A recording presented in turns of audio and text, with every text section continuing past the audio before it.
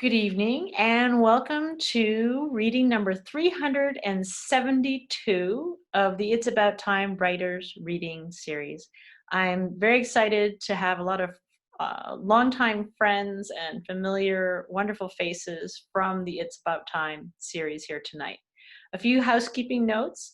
Everyone will be muted, all the attendees, until the speaker starts. I will continue to let people in who are in the waiting room. The way to see the speaker in a full screen is you pin that person. You could do a gallery view if you want to watch all the attendances. If you are attending and you don't want to be seen, you can turn off your video.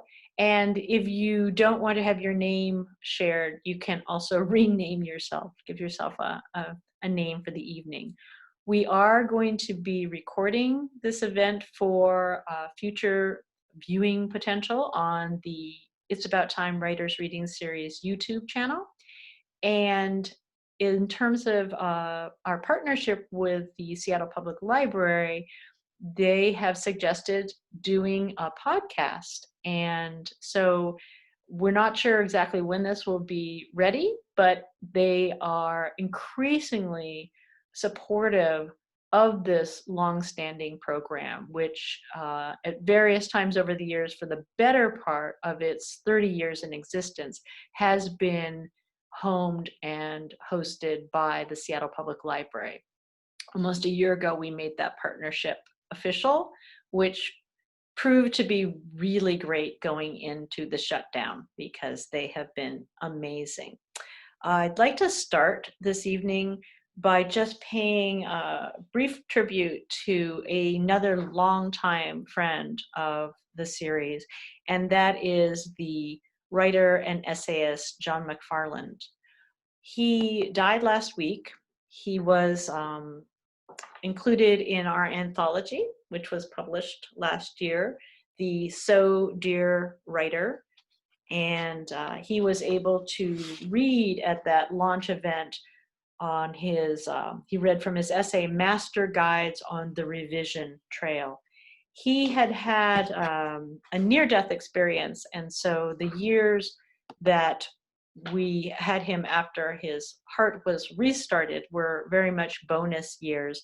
So I'd just like to pause and read you from the bio. He was supposed to read in April, and that was the first month that the series went online.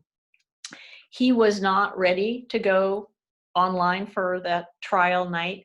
However, he participated in our dress rehearsals as we all learned how to get onto Zoom and provided ongoing feedback. In fact, I had always known him as a presence at the back of the room, and he was incredibly supportive online. He joined every month and would send me very encouraging messages about, how well it had gone. So I would just like to read from, his bio, which unfortunately I didn't have a chance to read last April in introducing him. John Mcfarland is a short story writer, essayist, and critic.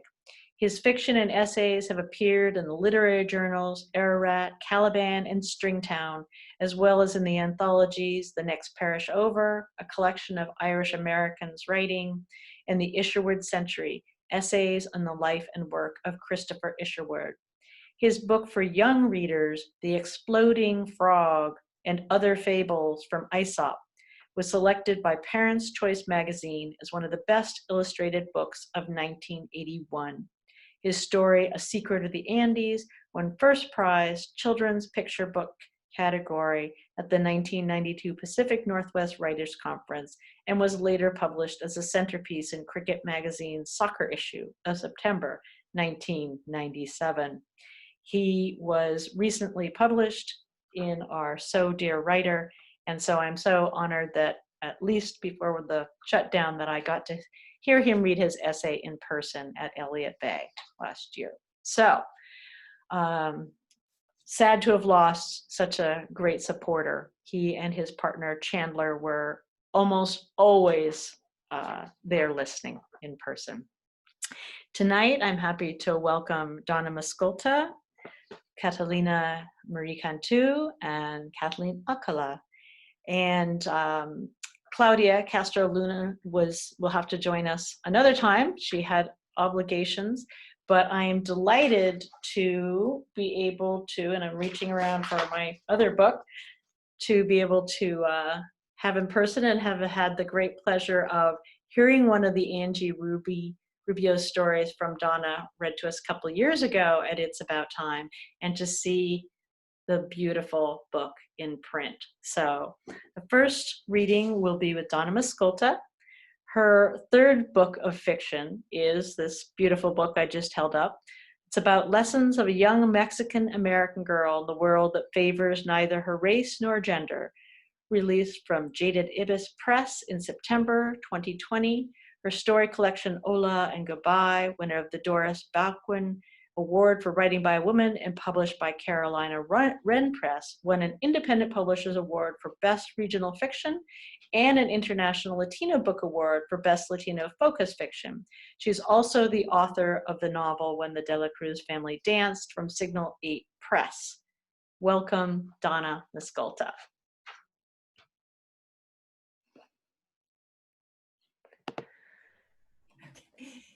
Thank you, Peggy. It's a pleasure to be here to see all your faces. Yeah, as Peggy mentioned, Living Color, Angie Rubio Stories was published in September. It is a collection of stories about a character named Angie Rubio who learns various life lessons as she progresses through school. And those life lessons are often related to race or gender and what it's like to be a brown girl in America. But these excerpts that I'm reading tonight basically just focus on what it's like to be an awkward teenage girl. Yeah, so here we go. She headed to her afternoon class, Mrs. Brimsler's 10th grade sex education class, where Angie was assigned to the front row. Angie witnessed up close Mrs. Brimsler blushing at the rude sounds that erupted during her lectures, which she dealt with by passing out cough drops as if her students were merely innocent throat clearers. Her black framed glasses imprisoned her scared blue eyes, which flitted to the fluorescent lights overhead or the institution green linoleum beneath her sensible pumps to avoid eye contact with the smirking adolescents in the classroom that always seemed so airless. Her thin lips pursed whenever she was not painfully articulating in a tiny voice the details of genitalia, the mechanics of menstruation, which she mispronounced as menestration, or the process of birth. It was inevitable that she would be referred to as Mrs. Primsler behind her back. Despite the awkwardness, Angie was serious about the class, serious about learning, serious about earning an A. One day, after they had labeled diagrams of female and male parts and written down the function of each in objective clinical terms, Mrs. Brimsler explained the physiological changes that occurred during intercourse, pausing every so often to dispense a cough drop. It was October, but the weather was still summer warm. Nevertheless, Mrs. Brimsler shut the door to the classroom. "Take out a fresh sheet of paper," she squeaked. There were groans and frantic last-minute glances in notebooks at diagrams and vocabulary words. "This is a quiz," Mrs. Brimsler said, holding up her hand like a stop sign to halt the complaints. "You will not turn it in," she said. There were sighs of relief, but Angie didn't like those terms at all. What was the point of getting answers right if no one was going to know about it? If it wasn't going to escalate her already healthy grade point average? Mrs. Brimsler cleared her throat. "I'm going to read aloud 10 questions. Write the answers on your paper." With the door closed, the room was starting to heat up, and Mrs. Brimsler's face was heating up with it. Hey, can we open the door? Max Delgado asked. He was slumped in his seat, his legs stretched out into the aisle. Max never raised his hand to speak, and Mrs. Brimsler invariably chided in her child's voice that anyone wishing to speak must raise his hand and sit up straight. This time, though, she folded her lips into each other, bustled to the back of the room, and turned off the overhead lights. That should help, she said, turning redder as she returned to face the class. You must answer each question as truthfully as you can. Angie's hand began to sweat, making her pencil slippery, and she knew that she would fudge her answers. Mrs. Brimsler read each question twice, her eyes blinking behind her glasses, her voice croaking with the strain of pronouncing each word. The questions were alarming to Angie. She had had no problems with the genitalia diagrams or saying penis or vagina or scrotum, all words that sounded wicked with their long vowels and labiodental consonants, yet were proper terminology. Proper was what Angie was all about. She could say those words without giggling or blushing. She could draw them with the detachment of a scientist. But the questions issuing from Mrs. Brimsler's prim mouth were on a topic shockingly personal and humiliatingly non-applicable to Angie. Have you ever kissed a member of the opposite sex? Mrs. Brimsler read from her list. There were smirks and guffaws all around because who in the 10th grade hadn't been kissed? Angie stared at her blank page and then very faintly, the lead just skimming the paper, she penciled in no. But with the subsequent questions, what Angie feared became evident. The kiss was the least of the actions. Everything that followed was one move closer to the act, and there was no way she could fudge the answers. No boy had ever touched her breasts. They hardly existed. Her vagina or clitoris. Likewise, she had never fondled, kissed, or sucked a penis. She had never exercised birth control, never had one, two, or more sexual partners. Answering no to the first question virtually guaranteed that no would be repeated down the page. But wait, there was that time she and little Eddie had collided during an illicit game of indoor hide and seek. It was only a few years ago when they should have long ago left such play behind. They had both ended up on the hallway floor. Angie sprawled across her cousin. Dazed for a moment, they stared at each other before Eddie, the film buff, shouted, "Burt Lancaster and Deborah Carr and From Here to Eternity," and yanked Angie's mouth to his. A kiss is a kiss, no matter when it happened or under what circumstances, Angie reasoned, even when the boy who kissed her was her cousin, even when that cousin was pretending to be Deborah Carr. Angie didn't dare take her eraser to her page. Instead, she penciled a yes over her no to question 1. But she couldn't, in good conscience, change her other answers. Usually during quizzes, she left her paper exposed, in case Wanda across the aisle from her needed to borrow a correct answer or two. Today, she covered her paper with her arm. They were told to tally their scores. Each yes answer was worth 1 point, each no worth 0. Angie looked at her measly, questionable point, happy after all that her grade point average would not be affected by her score. If you scored 0 to 2 points, Mrs. Brimsler said, reading from the score key while she was also trying to survey the room, you are behind most of your peers. Be aware of pitfalls in trying to catch up. Everyone looked around, including Angie, who did so to throw off track anyone who might suspect her score. If you scored 3 to 5 points, you're on par with most of your classmates. There were self-congratulatory smiles and audible sighs from some of the girls. If you scored 6 to 8 points, you were above the average. Exercise caution in your decisions. There were chuckles from some of the boys. If you scored 9 to 10, squeaked Mrs. Brimsler, whose pink cheeks looked ready to combust, you need to seriously reconsider your actions and their potential consequences. I'll keep that in mind, Ricky Fernandez said in a low voice that was heard by everyone. While some girls gasped, even Angie knew Ricky's score range the highest one, indicating flagrant, decadent sex, was no surprise. She remembered him from elementary school. He was a flirt even then, no one beneath his notice, not even Angie, whom he had palmed in the small of her back, perilously close to her tailbone one morning when they were both at school early in an empty hallway. No one doubted his score. A tiny chirp of disapproval escaped Mrs. Brimler's clamped lips. She turned on the lights and opened the door, the sudden small gust of air mocking her sigh. A crumpling of paper further heckled her composure. The bell rang, and she nearly startled out of her sturdy shoes before she leaned with relief against the chalkboard to let her students herd themselves out the door.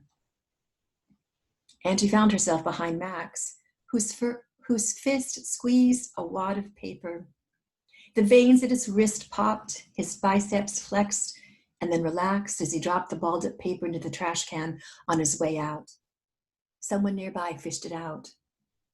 Angie's own sheet of answers was tucked into her notebook, which she clutched to her chest. By lunchtime, word had spread about the quiz. Students who wouldn't have sex education class until the following semester either thrilled or paled at the gossip. Though few students who took the quiz shared their scores, a number was attached to everyone. Those who didn't reveal their number were assigned one by consensus. Then there was Max Delgado. It turned out he had answered every one of Mrs. Brimsler's questions, the same 2 letters followed by an exclamation mark. Ha! Was it scorn at the idiocy of the quiz, or did it note a score on par with that of Ricky Fernandez? And even though Angie was sure that no one's number was the undiluted truth, it was clear to her that everyone was far ahead of her. The evidence was all around her in the hallways, with couples pushed up against lockers, making out, eyes closed to the looky-loos. After school, Angie sat on her bed trying to make sense of her geometry assignments. She drew and labeled an isosceles triangle on her homework sheet. It looked slightly sexual. Everything looked sexual to her now. Angie decided she was on her own when it came to the facts of life. It's not as though she'd had no introduction whatsoever.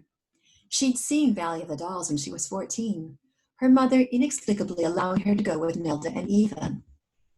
Nelda and her mother had been whispering in the kitchen one Saturday afternoon when Angie walked in dressed in her candy stripe uniform.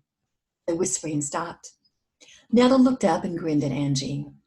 Hey there, Cherry Ames. Solve any hospital mysteries lately? Save any lives? Angie didn't answer Nelda's questions, hoping to make clear she'd never read the books about the mystery-solving nurse, that she had different literary tastes than Nelda. Looks like the cat's got her tongue, Nelda said. She did that often, spoke of Angie in the third person when Angie was 2 feet in front of her. I'm going for my shift, Angie said to the room and anyone in it who happened to hear her.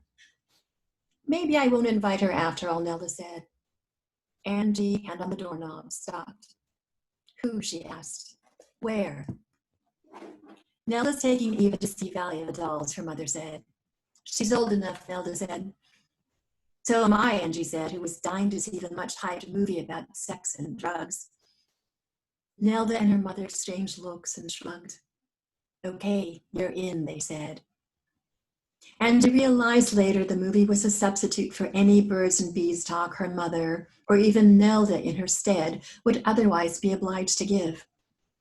During the movie, Angie noted the morality tale about drugs, ambition, greed, and the general perils of being a woman. But what she focused on was the sex. Sex. Right there in the movie theater, sitting between Eva and Nelda, she experienced an alarmingly pleasurable warming of her body, every cell in it from her scalp to the soles of her feet, prickling with ferocious awareness, and a soft ruckus of waves engulfing her and lifting her out of her seat. She hadn't wanted to take her eyes off the action, yet she was tempted to glance at Nelda and Eva to see their reactions. Both were fixed on the screen, Eva's expression tight, Nelda's face in meltdown. Later in the car, Nelda, her face only partially restored, looked at them. Any questions? Eva said no. Angie, her underpants a sticky mess, shook her head. Nelda revved the engine and drove out of the parking lot. Thank you.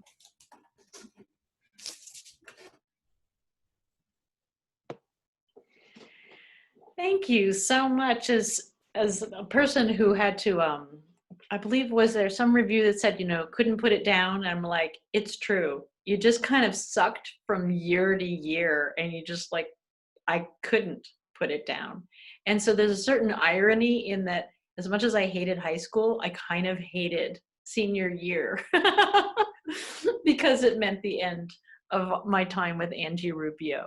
So, which also gives me an opportunity. I don't know if many of you seen today, the Secret Garden, which is my local independent bookstore, is featured on the Seattle Times homepage because they've done an article about if you're going to shop for independent bookstores, start early. And so when I happened to be checking to see what Governor Inslee was going to be telling us tonight in his address, I saw that they were not only had done an insert in the edition, the print edition this week, but they were featured on the homepage. So just a reminder that any of our wonderful local independent bookstores need us now more than ever. So thank you again, Donna. It's now my pleasure to introduce Catalina Marie Cantu.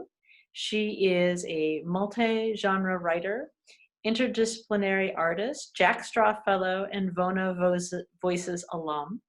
Her writing has been published in La Bloga, Poetry on Buses. I'm just, sorry for the pause. I'm making sure that we switch to Catalina here. Okay.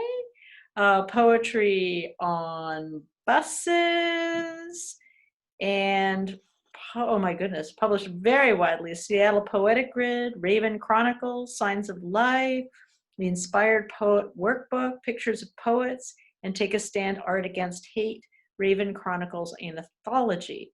Catalina holds a BA in La Raza Studies and a JD from the University of Washington. As a volunteer attorney, she managed the King County Bar Association Bilingual Spanish Legal Clinic. She is a co-founding member and current president of La Sala Artist Network. Catalina is currently finishing her braided essay collection and her first YA novel. Welcome, Catalina. Hey. Thank you, Peggy, and thank you to the It's About Time series and the Seattle Public Library. I have 4 pieces to share with you this evening, inspired by Mi Familia. The first is a poem I wrote in a Lit Fuse workshop that will be published in an English-Spanish anthology next year, and I'm just reading the English version. It's called If Only. Now, honey, your life is in your hands, but people won't give you nothing unless you work for it. And even then, because you're a brown girl, you'll have to work twice as hard as them. But you a smart girl, thanks to the brains you inherited from me and willingness to read everything you come across. Learn from what you read. Don't just get by on using your good looks, quick wit, and kindness to strays. You can do well in this God-forsaken world of cutthroats, spellweavers, dream snatchers, and breakers of hearts. Just don't let some green-eyed, long-legged, fast-talking young man get a hold of you and twist you like a tornado. Keep your feet on the ground, your head on your shoulders, and your eyes focused on your future, not his. Then, honey, your life is in your hands. Go forth and make it your own. And the next piece is I was asked to write, this is a brooch, and I was asked to write 1,000 words about this brooch for the Signs of Life magazine for Facere Jewelry Art. So the following piece is rooted in my family history. It's called Radio Flyer Badge. Danny kicked the black rub radio flyer wagon wheels. Today's race is to see who can go the fastest and hit the most rocks and ruts. Who wants to help me win? I need a volunteer to sit in my new radio flyer wagon. The prize is all the ice cream you and your friends can eat at the new Baskin and Robbins.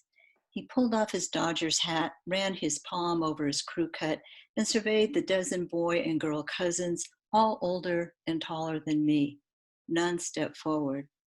The girls shrugged their shoulders, flounced their ponytails, and went inside to play dolls. See, I can do it. A ride in a radio flyer was way better than playing with silly dolls. That red wagon topped my Christmas list. I climbed inside.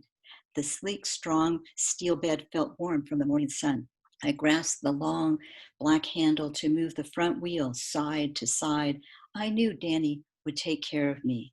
He always did. I couldn't wait to start. Danny looked down and sighed.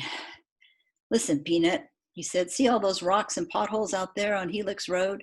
His hand swept the area in front of my face. Well, next week, a big truck will come and pound those rocks and ruts into the ground with a giant hammer. This is our last chance to do a rocks and ruts race. The other neighborhood boys lined up their red wagons with their dogs, cats, or G.I. Joes in them. I was the only human tester. Hey, Danny, Jose said, why you got a midget in your wagon? That's no midget, Danny said. That's my primita, my little cousin, braver than any of you suckers. He kicked dirt toward them to challenge. Just because your dad's a cop don't mean we can't fight you, Felix said. Do you want to see how well my dad taught me how to fight? Said Danny with his fists up, ready and willing for all takers. Relax, you made your point, Jose said. Let's race. As Danny wrapped Tio Nacho's old gun belt around the wagon and me, he said, lay down, Peanut, and you will be okay. The radio flyer's guaranteed not to tip over. Danny's fingers gripped the U-shaped end of the radio flyer's extended handle and pulled us to the starting line of yellow cornmeal poured across one end of Helix Road. The midday heat rippled across the t-shirts of our primos as they posted themselves along the spiral route. Each primo had a palm-sized notebook and golf pencil to mark every time their assigned wagon hit a rut or a rock. Our gordito cousin Pepe held a red t-shirt and said, on your mark, get set.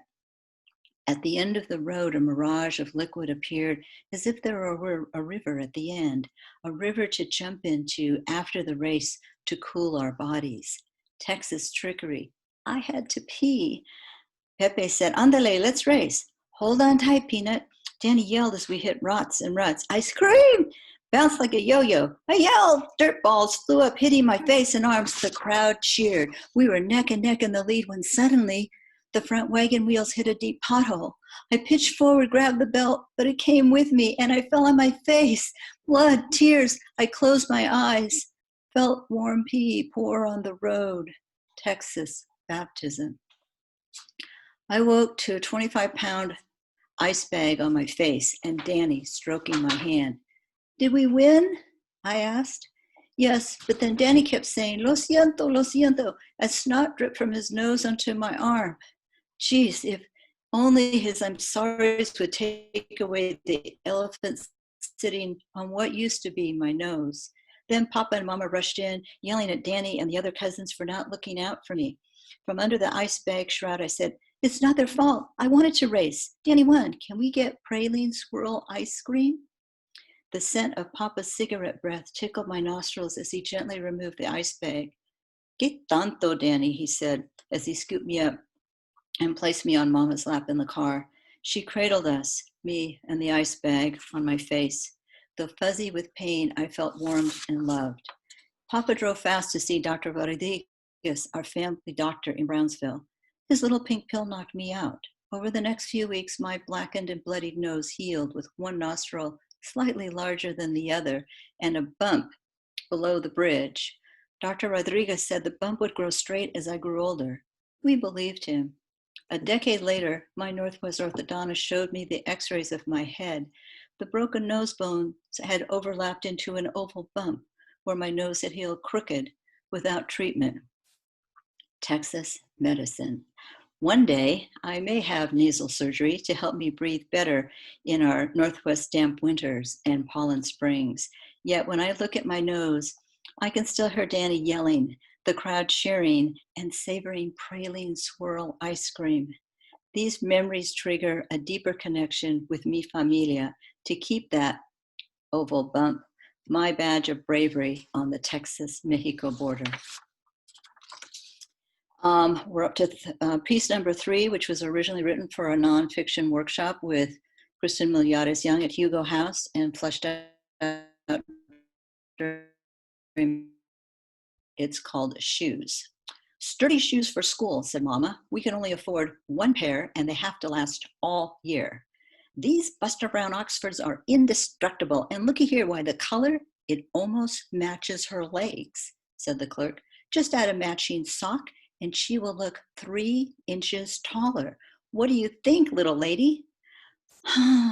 Boxcar Oxfords, the color of dog dew, extended from my stovepipe legs. I like the red Mary Janes, Dorothy's shoes without the sprinkles. I'll be real careful, Mama. An arched eyebrow, a gentle shake of her curls, a white-fingered glove to her lips. Shoes hurt my feet. I refused to wear them at home. Being barefoot was freedom from Mama's rules to dress, sit, and walk like a little lady. Back home in Texas, my primos crowned me a tomboy because I loved to climb trees, did not scream when I picked up worms and bugs, and raced all the brown boys in the neighborhood. Red Keds were my racing shoes. No one could catch me. But now I was going to school up north, had to dress like a girl and wear ugly shoes that demanded to be double-tied. Their woven loops flounced with double Dutch jump rope. Slick leather soles slipped on tree trunks and wet grass. My knees and shins festooned with Band-Aids. Awkward and anxious for my complexion, a complexion on the darker side of Mama's pale. Just shy of 3 feet tall at age 6, my family nickname was Peanut. And our last piece, final piece I'm sharing this evening, is a poem I wrote and performed for the August 2019 Poets and Artists for Migrant Justice Reading that occurred in Seattle and other cities across the US to raise money for migrant justice. And this fall, before the election, I rewrote this poem to provide a roadmap for the future. It's called Seeds of Justice. Dear Papa, on your 100th birthday, migrant children were imprisoned in your hometown of Brownsville, Texas, also known as Brownsville, Texas. A sucker punch for the mamas y papas separated from their mijas y mijos. I remember, Papa, how you taught me to work hard, fit in, yet there's a war in plain sight on brown people who look like us. My gritos and clenched fists won't bring back the 22 people murdered in El Paso, a racist manifesto for Mexican, Chicano, Latinx people everywhere. Targeted, harassed, detained, not the American dream promised, undocumented, and in fear of deportation to homelands of rape, murder, and violence. A recipe for keeping America great? I can hear you sigh, Papa, for your beloved Texas and our familia still living there. Quisieran enterrarnos, pero se les olvidó que somos semillas. They tried to bury us. They didn't know we were seeds. You were one of those seeds, Papa. Despite obstacles, you challenged injustice and racism in World War II and the workplace when English was not your first language. And you moved us from Texas to Washington, away from Familia Español and La Cultura.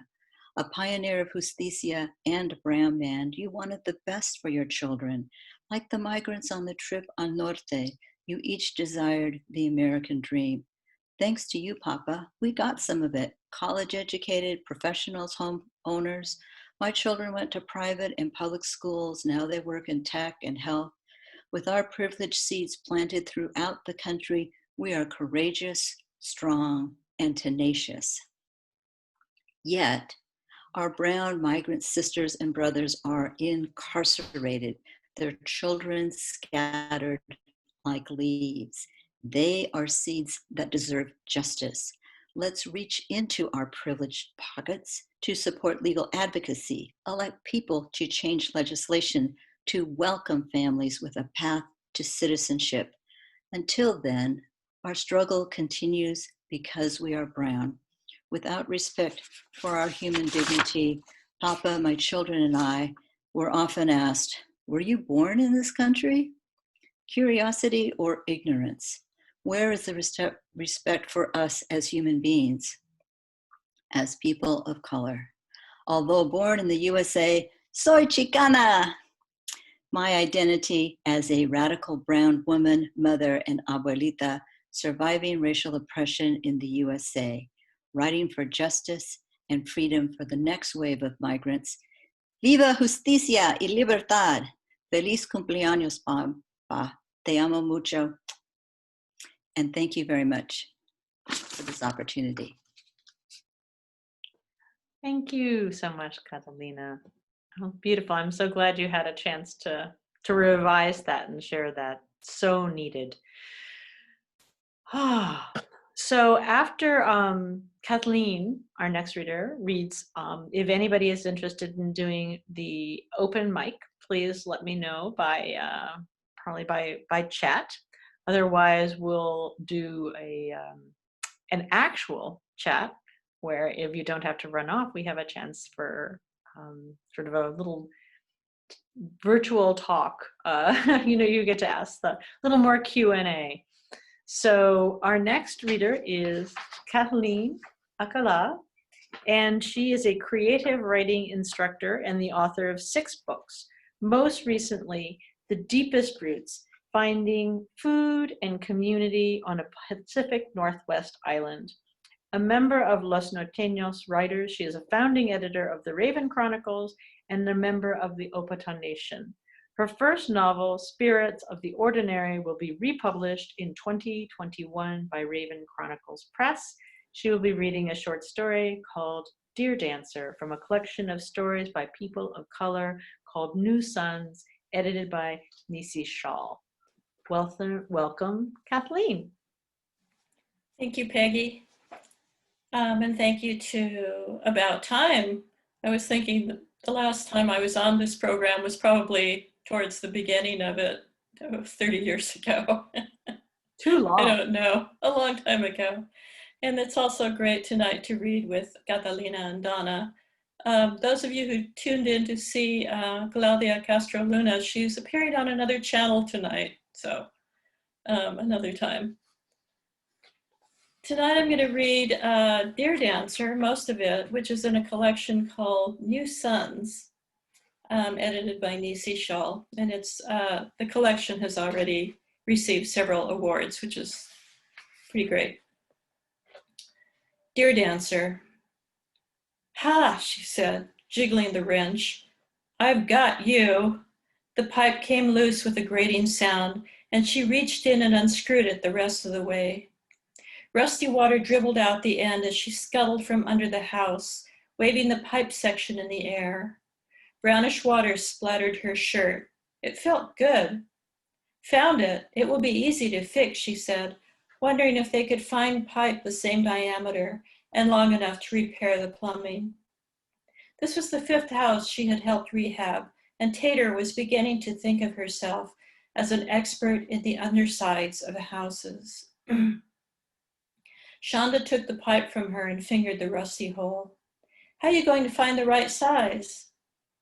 We've got a whole pile from the other houses around here. One of them must have used the same size, maybe even the same plumber in the first place. All these houses were built about the same time. The sun, mother's sun, blazed down, and Tater pulled her hat forward from where it hung down her back on a string. We'd better get home. It was 5 bells since first light, and unless they planned to spend the rest of the day under the house, they needed to get back. Walking single file, Shonda took the lead, poking any suspicious-looking soil with her walking stick before proceeding. Tater carefully set her feet in Shonda's prints until they came to a place where the houses were lively with people preparing for midday siesta. Chia was just pulling protective burlap sacking back over a patch of taters after digging up a few. The gray nubs did not look like much as they sat steaming on the ground, but washed and sliced into brilliant purple discs, they would glow. Tater's mom had named her after the naturalized ozettes, brought from Peru by long ago voyagers. The potatoes had taken to the Northwest like no other plant or animal. Tater was proud of her unusual name and secretly hoped she was like them, ordinary at first look, but gem-like on the inside, rooted. Tater was still carrying the pipe. "What you going to do with that?" asked Chia. "Match it, then recycle. The rest of the pipe's held up good. This one is far enough gone, reuse might be able to smash it into dust for the iron." Tater splashed some water on her neck and hung up her hat. Out of the sun now, she rolled up her sleeves and served herself soup she found cooling on the stove. Chia would stay up cooking so that the day crew would have something to eat when they woke from their midday slumbers around sundown. Nights worked second shift. It used to be called graveyard shift, but that made too many people sad. What to think when the sun goes down and every light takes on a spectral aspect. My eyes, ever deceitful, ever necessary for one who relies on visual cues, who only trusts the stimuli she takes in through the range of light and motion. The angular bounce of light at the solstice, of sun streaming directly into our eyes as though to make up for all the days when we see no sun at all. How our limbs loosen and we tilt back our heads with a slight smile, drinking it in. Who can deny the intoxication of sunlight, the touch of gold as it runs down our arms from our fingertips? Our thighs grow slack as our lips part to drink in the pearly heat. Our pens rest on their tables as our minds glide away from the task at hand. Tater read a page in her aunt's diary, then set it aside. She had been given it years before, but had not tried to read it until being assigned to housing rehab. She found it hard to sleep out here on the edges. Reading the old diary helped. She loved imagining what it was like before, when the sun was scarce. Tater liked stroking the soft edges. It was the only book she owned herself, and she found herself fingering the pages like worry beads. Tater lay back carefully in her hammock so as not to flip over, afraid of and grateful for the distance from the floor. Not that rats wouldn't jump or climb up onto the hammock if they felt like it, but Tater felt better this way. Now she tried to imagine Aunt Ceci's life when water stayed in its place and the sun was a welcome embrace against the damp cold. She could barely remember ever being cold. "Not sleeping?" asked Shonda as she came in. "Not yet." Shonda unhooked her own hammock from where it hung coiled on the wall and took it outside. She preferred to sleep under the giant Doug fir that sheltered their house, a tree they had defended with guns and clubs early on. Tater could smell the taters cooking. There was an herb with them, something she could not quite place, as she drifted off to sleep. Late afternoons were for domestic chores. That included upkeep on the house where they homesteaded. If they could defend it for 7 years, the house was theirs. Most people stayed on wait lists until a house opened up in the center, but that could take forever. Homesteading on the edges offered larger properties, enough to grow food, and also dangers. But even for the edges, there were wait lists of people stacked sky high in mass housing. Tater barely remembered before, and there were some things in between that she could not think about at all. Shonda gently shook Tater awake. It felt as though she had just dozed off, a dream of deer picking their way across a clearing, fading gently from her mind. "Your turn to wash." Tater dragged herself back to the waking world. She might have been having a true dream, but if that's what it was, it would come back. She would need to let the others know if it did. When she was a child of 8, it became clear that Tater got the dreaming. When she was 14, she was given her aunt's journal.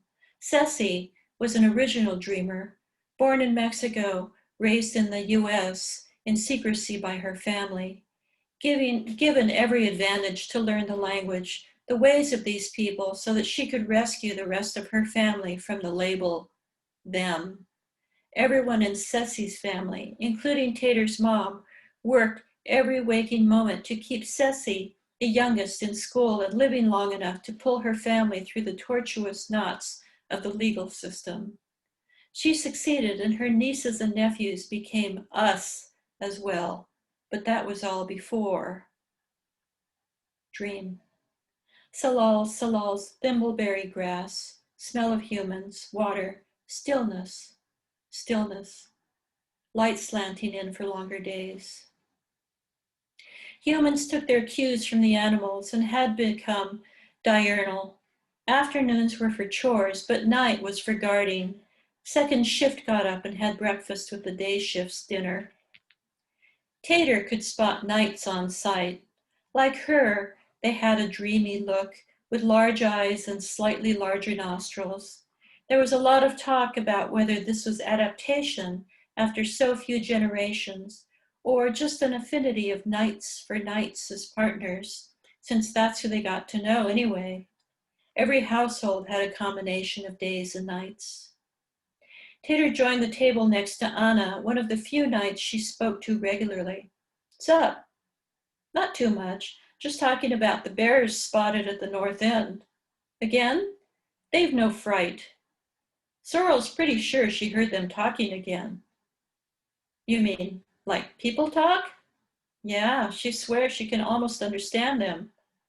Sorrel was at the other end of the table, describing the bear sighting. She stood up and lumbered down the length of the table, stopping to smell each of their plates, setting them laughing. "Are the bears changing, or is it just you?" someone called out. Sorrel took her seat. They were eating eggs tonight, gathered from the summer chickens. "Could be just me," she said honestly. "I've got so I can smell people coming, even tell sometimes who it is." Sorrel flexed her powerful hands and set to her meal. "Tater and me are going to need a full crew tomorrow," said Shonda. 5 people. Time to replace the roof on the Denny Way house so we can start on the inside. Plumbing's almost done. Tater's fast. "Who will you work with next?" asked Anna. Tater blushed and looked down. "Not for me to say." "All in good time," said Shia as she began to clear the table. "She might have other dons she wants to develop." Tater thought about that. Sometimes she forgot that she could choose what she wanted to work on, who she wanted to work with, as long as it was for the common good. It hadn't been like that before, or even for a while after.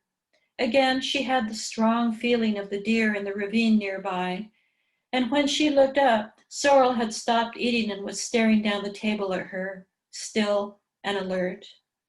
Tater pushed out her chair and stood up. "I've got to go dream now," she said. Shonda pointed at Anna and Chia, who flanked Tater and escorted her out of the kitchen. Tater's team did not have a room set aside just for dreaming. She was the only one in their household, and they all agreed it was a waste of space in their small but ship-shape house. But there was a bed in the main bedroom that was set aside for her. It folded out of the wall to offer a deep, safe space, and a clerestory cast a diffuse light in the room during the day. The bed was lowered, and Tater climbed out of her day clothes into a soft cotton gown that did not inhibit her movement. That gown, of pure cotton from before, was probably the most valuable thing the team owned. Tater was humbled by their goodness to her every time she put it on. Anna got a mug of water and Shia a towel. Sometimes the dreams could be rough, and Tater lost control of her body.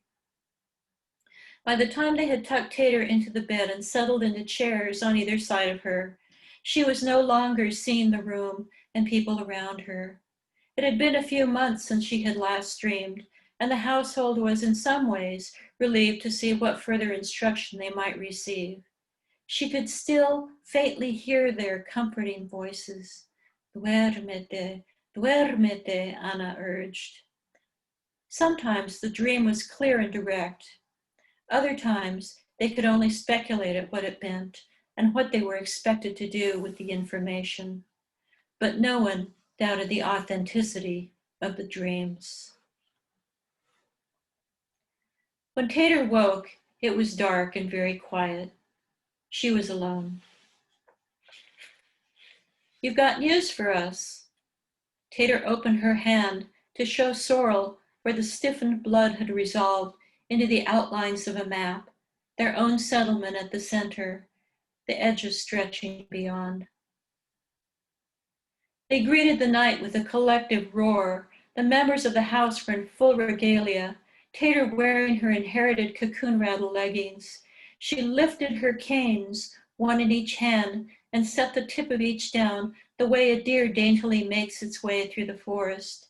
She turned her gaze this way and that in mimicry of the deer, careful not to lose the antlers strapped to her head.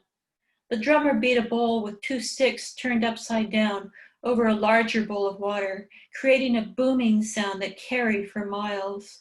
Anna's voice wailed a descant.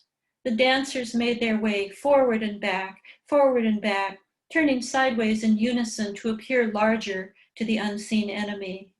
Arise, arise, fair sun, and kill the envious moon. Dancers from other houses flanked them, creating a front of noise and light against the outside.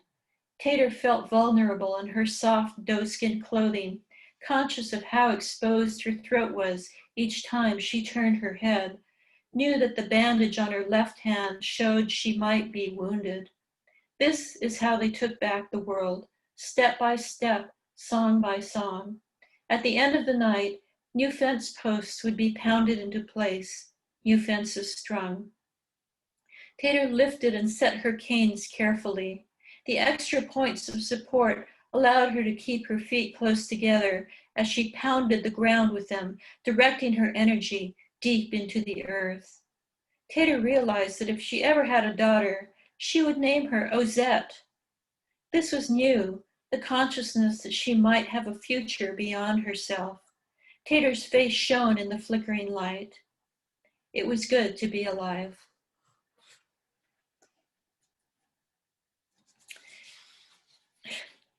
And on November 20th, the Science Friday Book Club is going to talk about this story. So look on Facebook somewhere. There will be a link. Thanks. Thank you so much. And thank you for being willing to jump in there tonight. Happy to. I'm sorry that it was almost 30 years. You must come back more frequently. Well, you know, all is possible with Zoom. That's right. I was at the curbside at the library today and said, I'm glad that people don't have to venture out tonight. We can all be cozy and yet listen to one another read. Thank you. We are now going to hear from 2 different open mic readers. I'll go first to Kevin O'Connor.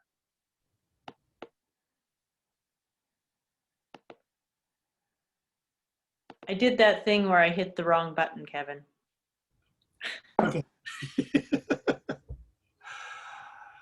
Okay. I've got one I'm going to read, and I decided to read this one because it has nothing to do with the pandemic or the election. I wrote this on the last day of an online retreat, and it's called 17 Words. The New York Times crossword puzzle lives to humiliate me. It starts me out easy on Monday morning, lulling me into a sense of complacency.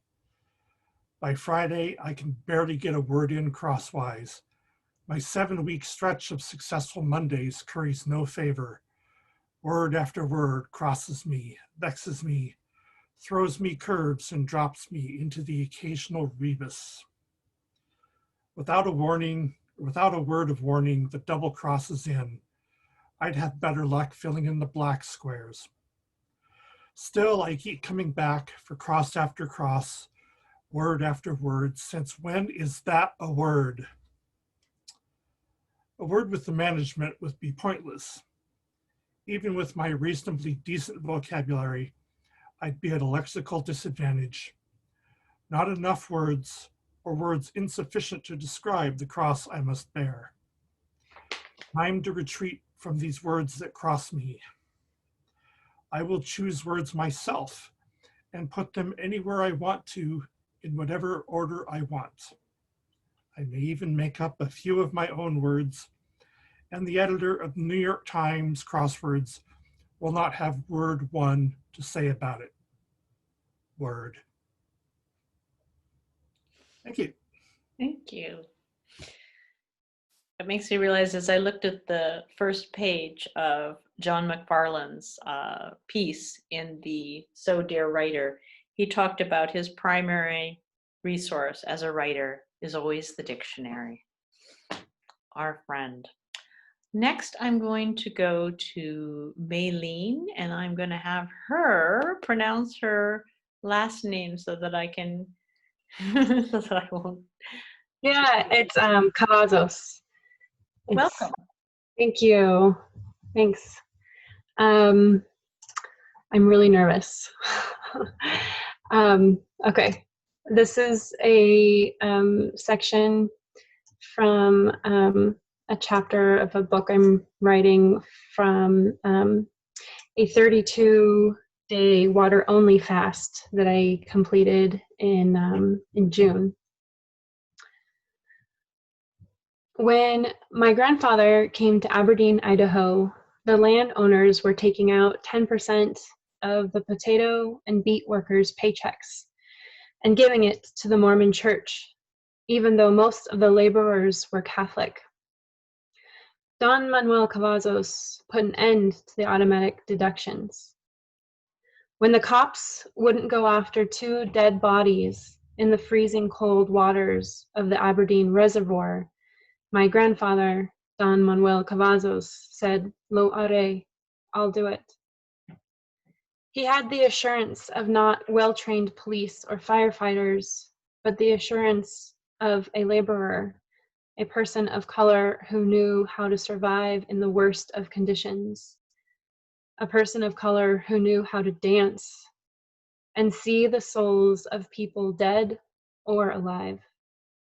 A person who understood the importance of a body, the earth, the field, the potato, la familia, los hijos, more than any comfort, any small sacrifice, any fear. Thank you. Thank you so much for also extending La Familia and joining us tonight. I hope that as we continue to meet online, that we will have new attendees and new voices, and I hope you will all come back to read. You didn't show that you were nervous. It's About Time has always existed as a place for new and experienced writers, and is one of the most welcoming places that I've known to try out new work. So we love to have someone at our open mic, whether it's in person or virtual. So I am now going to turn off the recording so that we can chat more freely. Next month, the It's About Time series is going to cross over with the Ballard Writers Collective. In 2010, I was one of the founders of the Ballard Writers Collective, and we have had annual events, including events not just annually, ever since then. And just because we only see each other to wave at dog parks, etc. now, I figured that it would be efficient to have the Ballard Writers 11th annual event be the December event for the It's About Time Writers Reading series. So I hope that even if you're not in Ballard, which it doesn't even matter anymore, that you will join us always the second Thursday of every month. And stay tuned and look on the Seattle Public Library site in future for when podcasts will be available of these recordings. So